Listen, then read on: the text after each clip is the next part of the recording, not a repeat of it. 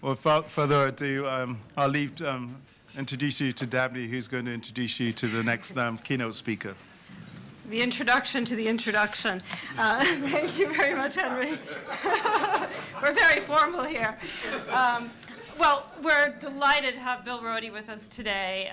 This is Bill's first foray out into the world since he's had hip surgery, so I guess that means we're pretty important, and all of you are, for him to come and talk to you today. If you don't know Bill, he was most recently chairman and chief executive of MTV Networks. And MTV, of course, is one of the most recognized brands in the world and have built a very impressive global franchise. And the reason that we asked Bill to come and talk to us today is that he has quite a bit of experience building a business in Africa. And we thought, after hearing about banks and tower companies, that it might be interesting to hear about a different type of a business that grew across Africa, basically from nothing, from having content that was just piped in from France and Italy and the Middle East to having a truly localized business. And Bill has just written a book called What Makes Business Rock, and he's kindly going to sign a few, I think, afterwards, and we'll make them available to you at the break. But some of the lessons that he's learned and the experiences that he's had, I'm sure he's going to share with us now. But one of the things that we thought was most interesting about Bill's experiences is respecting and reflecting local culture and building local businesses. Of course, that's quite a challenge in Africa, and I think he's going to tell us how they did it. So please join me in welcoming Bill and thanking him for being here today.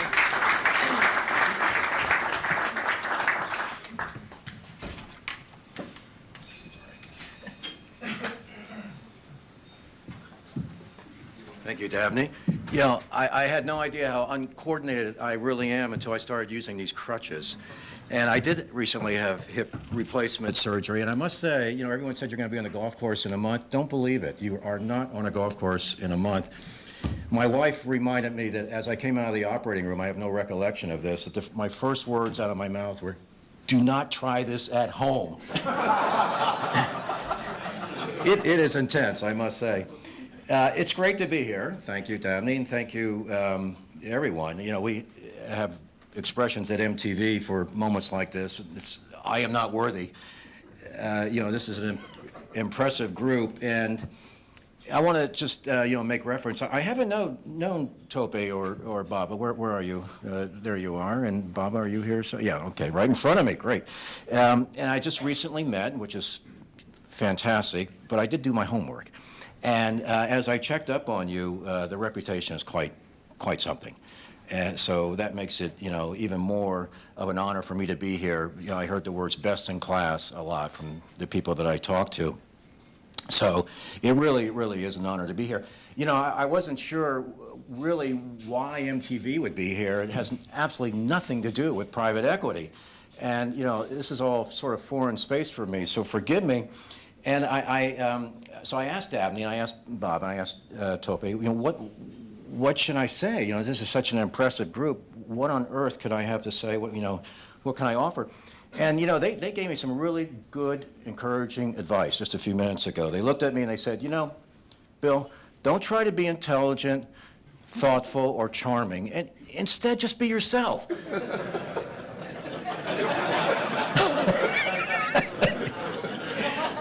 So here I am. I'm going to be just myself. So thank you for that excellent advice. And I heard the morning speakers went very well, by the way. And I met Lottie. Thank you very much. Where's Lottie? He's on his way to the airport, he said, but I don't know if he's still here. Are you here, Lottie, somewhere? You promised me you would be here.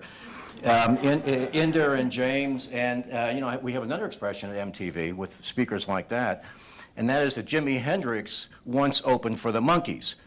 So that's a generational thing. So, you know, maybe a lot of you don't remember the Monkees, but just to clear up any confusion, I'm the Monkees. So I am following some really good music and Jimi Hendrix. And, you know, and with respect to Davy Jones, by the way, who passed away earlier this year, for those of you crazy Monkees fans, you may or may not know, but respect to him.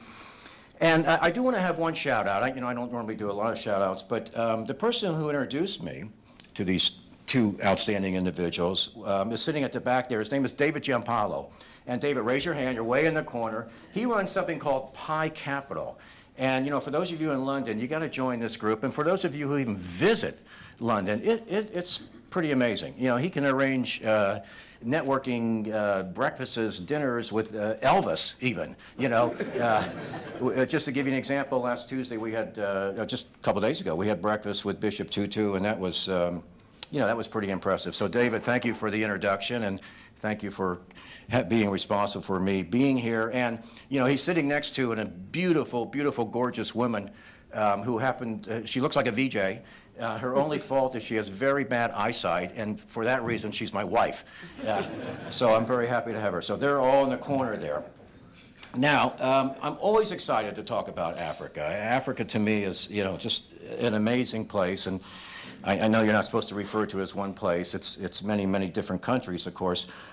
But I've had the unique opportunity over 23 years to, you know, pretty much cover the continent, traveling, but not only in Africa, but also around the world, building these global businesses. And I've had this amazing experience of, over the last quarter of a century, seeing immense changes. And it's no secret, you know, China and all the BRICS, really. I've seen the changes in China, Russia, India, and, you know, the Middle East. And it's easy to be seduced by the cliches, you know, 1.3 billion people here in China, growing middle class in India. And I suppose the same thing, to a certain extent, is true for Africa. And, but even with those cliches, and you've heard them all, there is no question that change is in the air. And, you know, I've dealt with brands all my life, and I think the interesting thing about Africa is that it's getting finally the much overdue rebranding. So, you know, what was the old brand? Well, wars, poverty, disease, corruption, the richest continent in the world with the poorest people, governance lags growth. That's the old brand. The new brand, well, fastest acceleration of GDP growth than any continent in the world. Fastest growing middle class, an improving business environment, which I know you know all about, you've heard this morning, but entrepreneurship, small businesses, many led by women, by the way, in Africa, resource rich, mobile explosion. I heard all about cashless Legos this morning. So it's a new brand. And yeah, the cliches are there, but you know, something has really, really changed. And often the rhetoric is more than the reality, but I think in this case, in Africa's case, unlike some other parts of the world, which I've experienced over the last 20 years, this is real. This really is real. Africa's time, I believe, has come. It's the right place, and it's the right time. By the way, I do think there are two truisms that still exist about Africa. One is that it's 53 different countries, and you know, we all still make the same mistake I do of saying Africa, when it's really 53 very diverse countries, and that's the richness of Africa, that diversity. The other thing that's very true is that when you take a flight from London to Johannesburg, it's big. You know, for those of us lucky enough to go to sleep and then 10 hours later wake up, you're still flying over the same continent. So it's a big, big place. And I've traveled now well over 20 years throughout Africa. I've been to the schools in Nakuru and Kenya. I've been in townships everywhere, South Africa, of course, HIV clinics in Addis Ababa in Ethiopia. I've also been to the more exotic places like trekking with gorillas in Rwanda and the oasis in Morocco, and I've dived actually in Zanzibar. And even with all that, I feel like I've really only scratched the surface because Africa is immense. And you know, you've heard this before, but when you go to Africa, you change a little bit, or you change a lot. But every time I've been to Africa, I feel like I've changed. Africa changes you.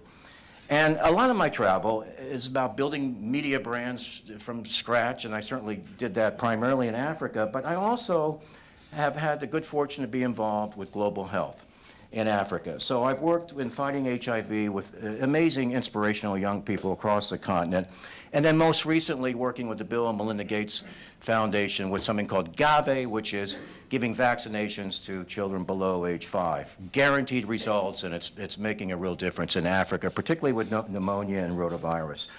So my travel has been very rewarding, I must say. Now, I know there was a great presentation this morning about the business environment and the investment environment in Africa. So let me get right to my own personal experiences in Africa and the lessons that I learned.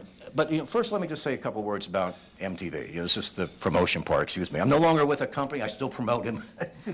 It is the largest collection of networks in the world. We launched more TV channels in the history of television. And when I left in July, we had 200 channels. We were in 200 countries. Our audience spanned 2 billion people, potentially. We had 20 different brands, not just MTV. It was VH1, Nickelodeon, Comedy Central, et cetera.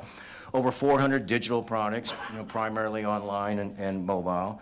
We took it to hotels. We have MTV hotels, Nickelodeon hotels. We have cruise ships.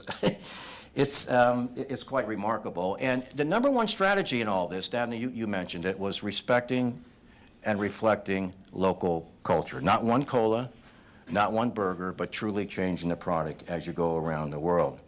So Africa was really our last frontier. Now, over the years, in the 90s and the early part of this century, we brought in MTV Europe, MTV France, particularly in the western part of Africa, and even MTV Middle East. But we never had a truly localized version until 2005. So that's when we launched a 24-hour African version of MTV, fully localized. By the way, Nelson Mandela turned the switch on, which was a pretty good high moment for us, and we had Will Smith launch us as well. So since 2005, we've added the other channels. And I must say, looking back now, and it's only been, 7 years, it's probably the number one most important key success factor in it all. And it's not only Africa, but I think it's a general comment, is find a really good CEO. And, everything else kind of falls in place. And, don't settle for second best, which I guess is not dissimilar from the private equity world, I would imagine. Find a good CEO, and I know you had 3 good ones this morning talking. But in addition to finding a really good CEO, one thing that we always did around the world is that we tried to have someone who was local, at least some kind of local connection, but preferably originating from that particular country. Also someone who was entrepreneurial, willing to put in the hours it's going to take to make the business a success with creative solutions, because there's always an objection, never accepting no for an answer, and someone who was a leader. And the other part about that is that the lesson I learned is you have to support that CEO. And I guess it's not, again, dissimilar from private equity, but occasionally you have to give him advice, because the CEO doesn't have all the answers, of course. But very importantly, give him P&L responsibility and full accountability, and then even more importantly, motivate them with sufficient rewards. So in Africa, we got lucky, because we have a man who was born in Nigeria, and he was schooled in the U.S., and he happened to be working at MTV Networks in the U.S., and his name is Alex Akosi. And I guess he's an example of the diaspora. He left Africa at a very young age, spent the majority of his life in the U.S., and then came back to Africa. So he's been running the show since 2005, but he was recently on CNN, by the way. You can Google him if you'd like. But he has built this business to be profitable on its own merits, and it reaches 100 million Africans. It reaches 100 million Africans, and it's made for Africa, made for Africans, and it's made by Africans, and that really is the key. So we got 6 brands now: MTV Base, MTV, Nickelodeon, Comedy, VH1, and BET, which is Black Entertainment Television. And so it covers everything: music, kids, adults. And from the outset, and this was really Alex's vision, we wanted to be a voice for young Africans. He didn't want to patronize. He didn't want to stereotype. He wanted to take advantage of this immense pride that young Africans have in their continent and in their respective countries, and not stereotype, and not only give a voice to them, but create a winning, positive image for a young person in Africa. And, I think in the end that was the number one reason for our success in Africa, but also I've done a quick little top 10 list here. So in true MTV style, short attention span, I'm going to go through it. But by the way, I'm here to say that MTV invented short attention spans. I don't care what you hear from Twitter, it was MTV. So, Let's put that to rest right now.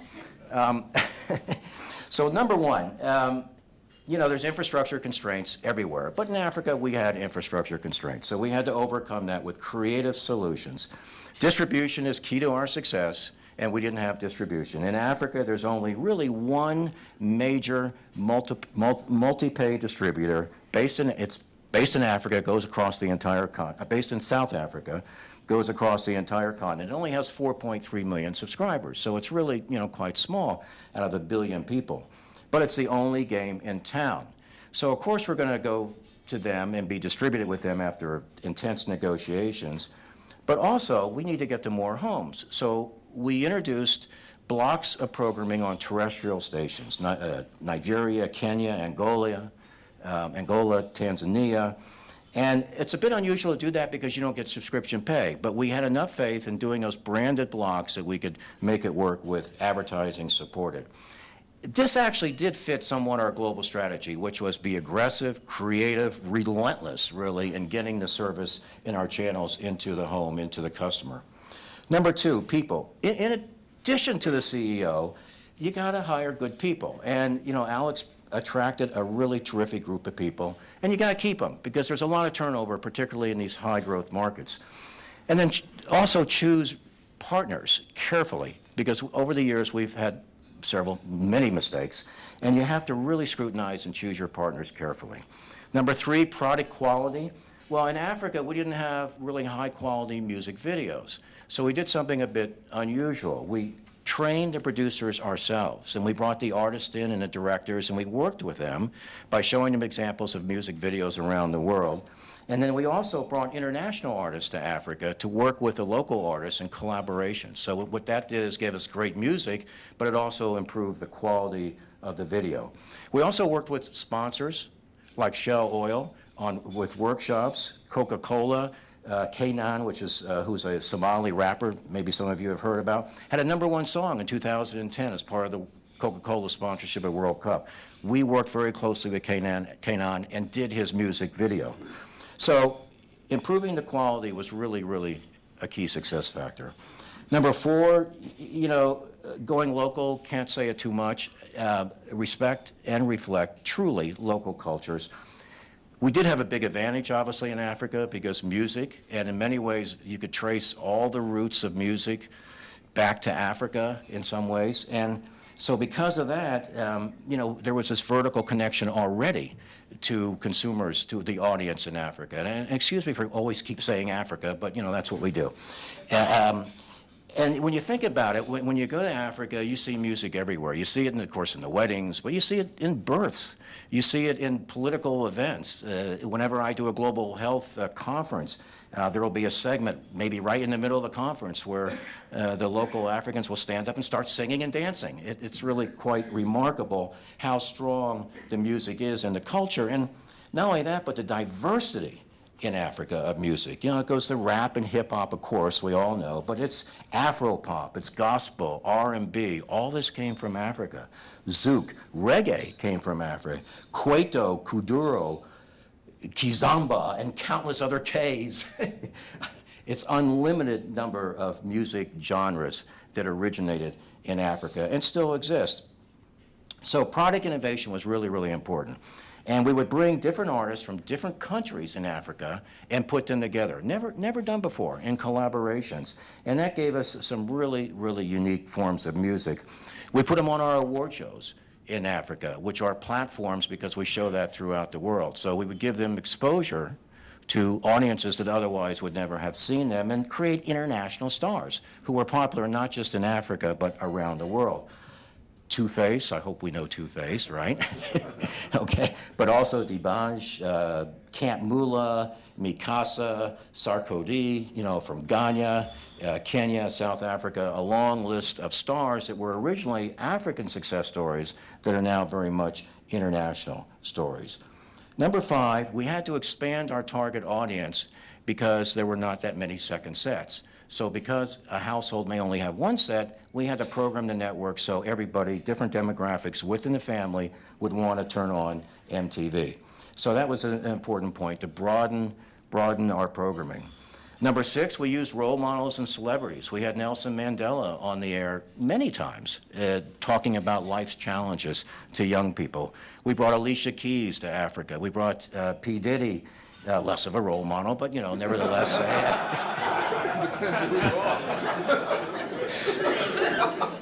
You know, I made a point of being very positive in my book. It had to be approved by the corporation, so I had to be positive.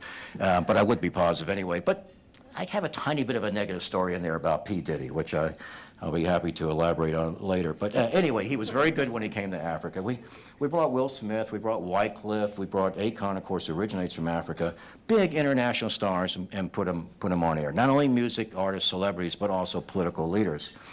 Number 7, we kept our costs very low, no secret. Try to keep your costs, you know, don't let the costs jump over the revenue growth in these entrepreneurial businesses. We had some offices in homes. People agreed to work out of their homes in some of the countries around Africa. Number 8, we went vertical in the community. And we actually did this before we came to Africa, was Staying Alive Foundation. And Staying Alive Foundation was one of our grassroots vehicles to help fight HIV and AIDS in Africa. And we created programming in Kenya, Tanzania, again, by Africans that had messages that were successful in fighting prevention and stigma. And you wanted to watch this programming because it was entertaining to begin with, but then we snuck in the messages, which is the best way to communicate with young people. We also had our Choose or Lose campaigns in Nigeria. We did Choose or Lose during the elections to motivate young people to get out there and vote. So going vertical in the community, really, really important. And then finally, you know, we adopted, and this one's a little more controversial, a corporate culture. When I mean a corporate culture, I mean at the international headquarters level, but also at the Viacom level in New York. That is probably not completely accepted in private equity worlds, honestly. And that, because, you know, we know you're all about minimizing risk, analyzing. I mean, it's not that we don't like to minimize risk and analyze as well, but we had to take a leap of faith. So I call it, well, I don't know, I call it the X factor. And in a way, it overshadowed everything else that we did in preparation for our launch. And it really, what's the X factor? Well, this passion, really, this enthusiasm, it's centered on a passion and excitement that we are going to make this work, no matter what. And we were going to make MTV Networks Africa successful on its own merits. It was not a handout. It was going to be a successful, profitable business. And we didn't have the market data that we had in other markets, and we had much less infrastructure, but we had an enthusiasm and excitement and a dedication. And most importantly, we had a belief in Africa. And we had a belief in the people of Africa to make this a successful and profitable business, again, on its own merits. And, you know, that included progress that was not always linear and, you know, up and down, but it was gradually upward. And it also included a willingness, and this is, I think, timely, a willingness to accept volatility. And in the world now, volatility is not so unusual, I might add, but over the years, volatility it's been a hard thing to deal with. We tried to manage that volatility as best as possible, but, you know, one day would be a great day. We break new targets, have new revenue figures come in. The next day, we were dealing with an insurgency in northern Nigeria or a riot in Nairobi. But we stuck to it, and we realized that volatility is part of the game. And in the end, it paid off. MTV Networks Africa is now one of the fastest growing, one of the most successful components of the global operation of MTV Networks. And it was because of a steady, long-term commitment. And then there's one other part about the X factor, and it's Africa's amazing human capital. And I'm going to give you 3 quick examples. They're really endless examples, but I'm going to just do 3. So I brought the family to Egypt in May, and we traveled all around, but we ended up in Aswan on the Nile River, and we were in these sailboats in very dangerous, choppy water, and the sailboats were going quite fast. And then out of nowhere, these kids came on little styrofoam platforms with cardboard paddles, paddling feverishly up to our boats. And they would attach themselves to the boats and start singing songs. And if it was a boat full of German tourists, they'd sing in German. If it was Spanish, they'd sing in Spanish. And, you know, and in our case, they sang in English.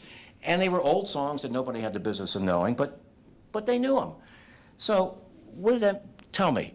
I just saw this graphically, that these kids were smart, they spoke different languages, and by the way, they were 8, 9, 10 years old. They were smart, they were bold and brave, it was very dangerous. They were innovative because they were using these makeshift rafts that were out of recycled materials, and they were entrepreneurial, they were collecting money. So this is very symbolic because wherever I go in Africa, I see kids just like that. And it represents a tremendous, very, very dedicated, talented group of human capital. Secondly, pride in education. As I was driving to Nakuru, again with the family, and seeing kids on a long, long, dusty road, dressed immaculately in these beautiful school uniforms, perfectly pressed. And, you know, they may have come from very, very meager homes or no electricity or whatever, but they had their uniforms on and they were proud, so proud that they made these uniforms look beautiful. And then as you drive, you see 1 or 2 kids walking and you say, oh, the school must be just down the street. And then you drive for several kilometers and you see more and more of these kids, and finally you realize that they are walking great distances to get to a school that may have over 50 students in a classroom. They may not have electricity. They may have to share a desk. They may even have to share a seat, believe it or not, which I saw. Yet they had in their eyes this amazing hope and optimism and pride and motivation, and they were going to do it. And it gave them confidence, and you could see them. You know, these are the future nurses, teachers, doctors, and business entrepreneurs of Africa. And it is a great representation, and you see it almost throughout the continent. And then finally, the third example, over the years, I've had this privilege of working all across Africa with young people to fight HIV and AIDS. And many of them are called peer counselors. They're teenagers up into their 20s. They give up any prospect of making money, really, and they are just dedicating their life to fighting this terrible, terrible disease. And of all the regions, of all the countries and continents I've traveled around the world in my AIDS work, this is what I've witnessed in Africa. More dedication than anywhere else, more sophistication in fighting the epidemic, more intelligence, more innovation.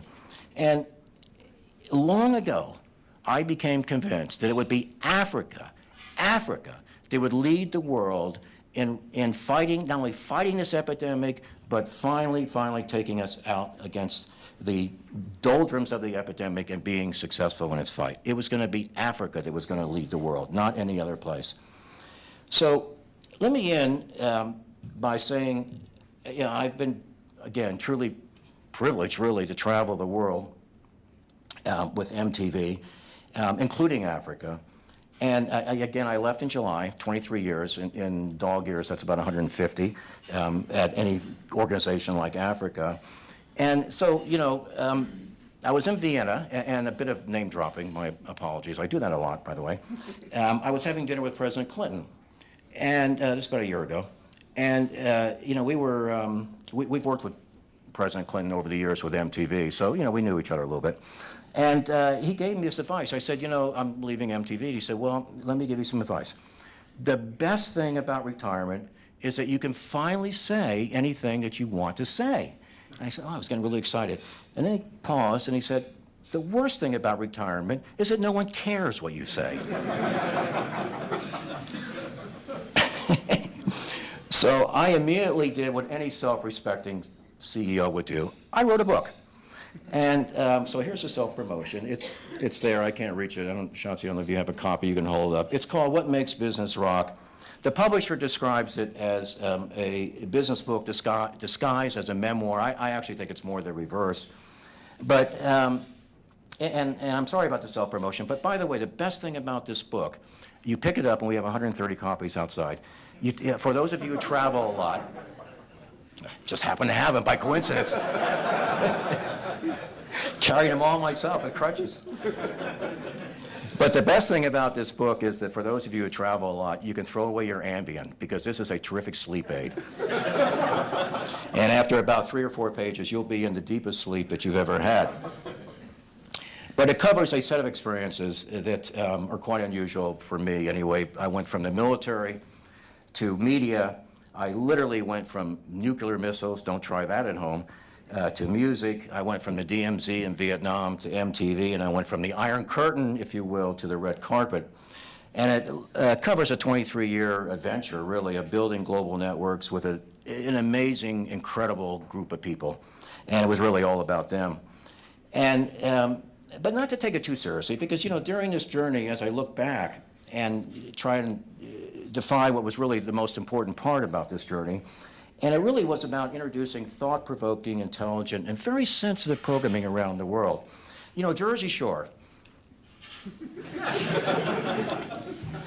If you haven't seen it, don't. Followed by Beavis and Butthead, of course. And, you know, this does challenge, I think, the intelligence of most of us. And, you know, the program I'm perhaps most proud of, and I'm really very serious about this, is Jackass. And the reason I'm so proud about Jackass is that we always pride ourselves for being on the cutting edge of technology. So we just didn't start Jackass. We did Jackass 3D. So anyway, along the way, I've had the occasion of meeting almost every artist and celebrity imaginable. And by the way, it's nothing to do with me. You know, when you have a brand like MTV, any door will open. You know, and then they see you and they say, oh my God. But at least I got in the door. So, you know, I've had nights with Bono and Geldof singing karaoke in Tokyo, you know, with me dressed as a policeman and Bono dressed as a nurse. I've had evenings where I've had dinner with Paul Kagame, who's the president of Rwanda, which, by the way, Rwanda is probably one of the cleanest countries I've ever seen in my life, because he instituted a pickup day of trash 1 day a month. I actually went from Kigali to, where do we go, Lucerne, or somewhere in Switzerland, which is reputed to be the cleanest country. Rwanda was cleaner. So after dinner with Paul Kagame, he tweets me, you know, tweets me at 2 o'clock in the morning. I'm thinking, doesn't he have anything else better to do than tweet me? I've met Gorbachev many times. He calls me Missile Man. I've also met Landsbergis, who was the first breakaway from Gorbachev, the president of Lithuania. From the Soviet Union. I've met the Dalai Lama. I've been blessed by the Dalai Lama, and followed that with a trip to see the president of China, Jiang Zemin, having to explain why I met the Dalai Lama. I've met Shimon Peres and Yasser Arafat. I've met the Queen of England and Queen the rock band, both of whom are too old to truly appreciate MTV. I unexpectedly had a 1-hour private meeting with Nelson Mandela. Which was quite extraordinary, totally unexpected. And the next day I met Pamela Anderson. So talk about lateral thinking. Now, I also write in a book about lessons learned and mistakes made. You know, the mistakes are too numerous to list now, but just a couple. My first couple of trips to China, I was lectured, early 90s. You can do business here as long as you don't commit the 3 T's. And so I, of course, said, what are the 3 T's? The 3 T's are don't talk or cover on the channel anything about Tibet, Taiwan, or Tiananmen Square. So over the next few years, I regularly violated the 3 T's. I was blessed by the Dalai Lama. I had explained myself in China. I put a picture of the courageous young man standing in front of the tank in Tiananmen Square on MTV, inadvertently, I must say, but they were not happy with that. So I made a career of doing apology tours in China. On one of these tours, I actually had to explain why the father of Kung Fu Panda was a duck. We owned a movie studio called DreamWorks, and there was the movie Kung Fu Panda actually had his father as a duck. They were not happy. As I traveled to visit all the MTV operations around the world, the first thing I do every morning when I wake up is turn on MTV to see what the channel looks like. So in Taiwan, I did the same thing and noticed it was wrestling. And I said, okay, this is what they like in Taiwan, not music videos, they like wrestling. And then as I kept watching it, it turned out to be nude male wrestling. And I realized at that point that I probably let the decentralization local strategy go a bit too far. So we got that off the air pretty quickly. Another trip to China with the owner of our company, you may have heard his name, Sumner Redstone, who was the CEO. And we were celebrating in this tremendous environment, the Great Hall of the Peoples on Tiananmen Square. And there was so much protocol, and we were celebrating the first ever launch of a 24-hour branded channel in China, MTV China. And as I was giving my toast, we had the president of China on the same table with Sumner Redstone, long, long table. And as I was giving my toast, I heard Sumner say in a voice that was loud enough for everyone to hear, to the president of China, "I've had better Chinese food in New York."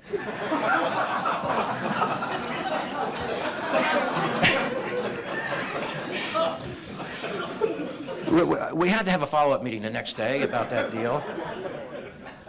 So, mistakes are endless, also many lessons. I learned, I like to quote Winston Churchill, never, never, never quit. Never, never, never quit. And I would have added a few more nevers. But it epitomizes the culture that we had at MTV to make this thing work. Respect and reflect. Had to visit the mayor of Mecca, the most religious person in Saudi Arabia, for permission to launch MTV Arabia. And the trade-off was, you can negotiate anything, I've learned over the years. The trade-off was having called a prayer during Ramadan on MTV 5 times a day, which we still do. Also, learning from experiences is another lesson that I talk about. And I was in the military for 11 years, and I went to West Point. And by the way, for those of you who know anything about West Point, it's the only institution I've ever known where you leave with less social skills than when you enter. I had one blind date in 4 years, and she stood me up. But people ask me, so what is in common between MTV and the military? And the first thing I've said over the years is absolutely nothing, nothing.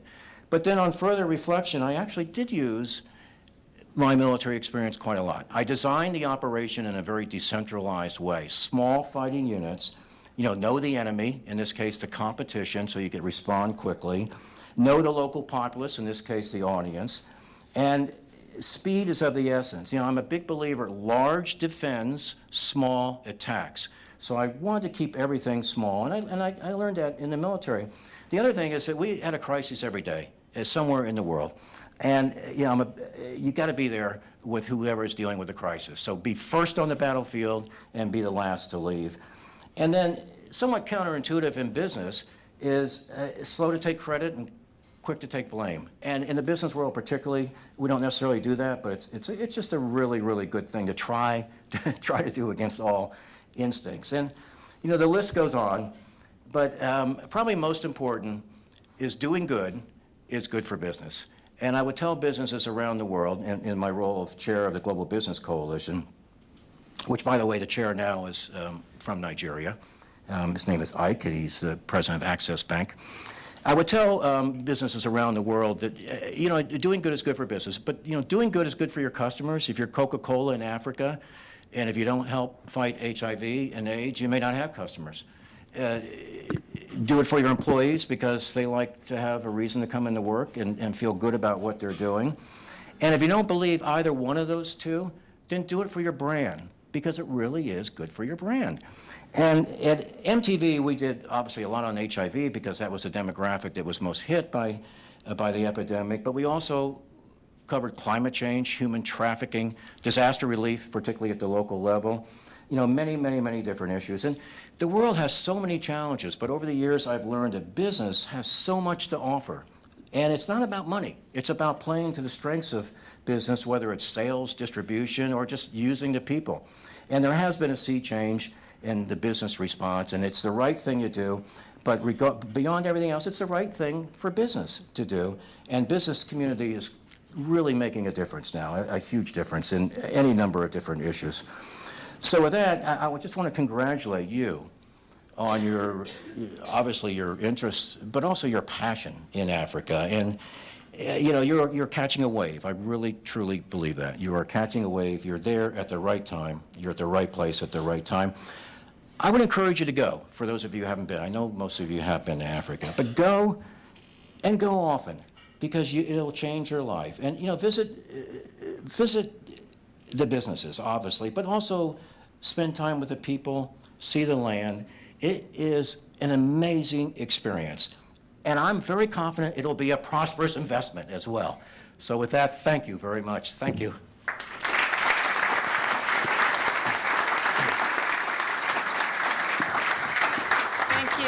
Thanks very much, Bill, for sharing your reflections on Africa and your business experience. I think it was a great way to start the afternoon. Before we move on, if anyone has questions for Bill, he'd be happy to take a few questions. So please feel free to take the opportunity if you'd like. Any questions? Yes. Thanks. Bill, how did you find the development of the business in Africa compared to places like Russia or some of the other more difficult, as people may interpret it, environments to operate, generally? I think it's an easy thing to say that Africa has more challenges than most places, lack of infrastructure and all the reasons I listed earlier about the old branding. But I must say, every place had a challenge. And Russia, you brought up a good one, has tremendous challenges, corruption being a big one. But also China, the government scrutiny, particularly in media, makes it almost impossible to operate there. I would gladly, 100 times over, take Africa over China. And, you know, China is always the focus of everybody. But certainly in my world, and it's not to minimize, because, you know, the challenges are there, there's no question. But when you have this human capital and all the things I talked about, I really, truly believe that even with all the constraints and challenges, I would rather be in Africa than many other parts of the world, including China. Anyone else? Any questions? Okay, great. Well, Bill, Thank you, Deb. thank you very much. And as I said, Bill's book, we've got copies for everybody later, so you can pick them up during the break. Thanks again, Bill. That was Thank fantastic. you. It's great to be with you. Thank you.